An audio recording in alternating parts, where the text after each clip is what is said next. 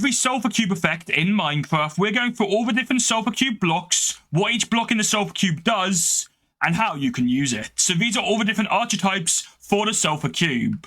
We're going to go through the cheapest and easiest to get block for each of these and each of the different categories, but you can use many different blocks. For example, if you're using one with planks, it can be any type of planks, but we're using oak because it's the most common plank in the Minecraft world, and the same for all of these others as well. There's many different types of the blocks or many different blocks you can use for each category. These are just the cheapest to survival modes. So let's start off with regular.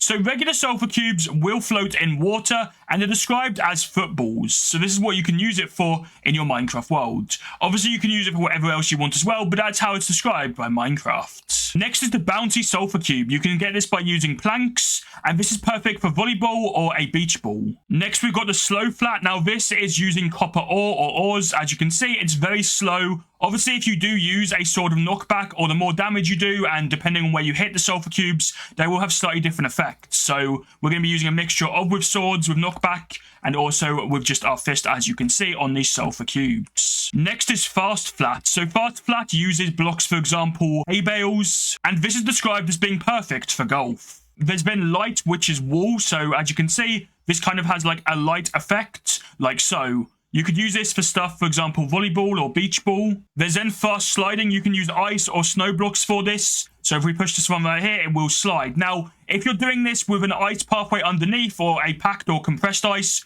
or a blue ice pathway, it will slide even further and even faster. There's then slow sliding, which is a never warped block. So this will slide, but a lot slower. Honestly, each of these Sulfur block types will have a use. It's really cool because you can create your own minigames or game modes or whatever with any of these. And we're not even through them all yet. Next, we have Soul Sand. This is the high resistance Sulfur Cube. And this one barely moves at all. So as you can see, it just doesn't really move much at all. It's very slow. You can move it still, but hardly at all. Next, we have Sticky. So as you can see, this kind of sticks to like the ground.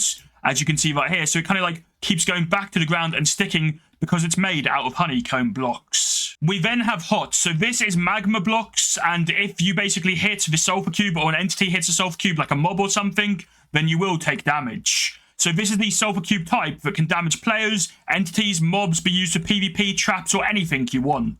Next we have the explosive or TNT Sulfur Cube. So let's just punch this out of the way a little bit so it doesn't explode anything.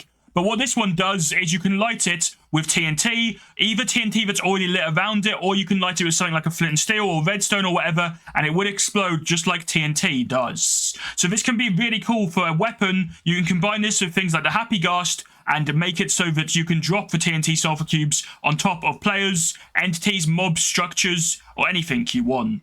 Then we have a slow bouncy one. So this uses stone blocks and it does what you expect. It's slow, but it's also bouncy. If you want to learn how to get Sulfur Cubes in Minecraft, check out the video on screen.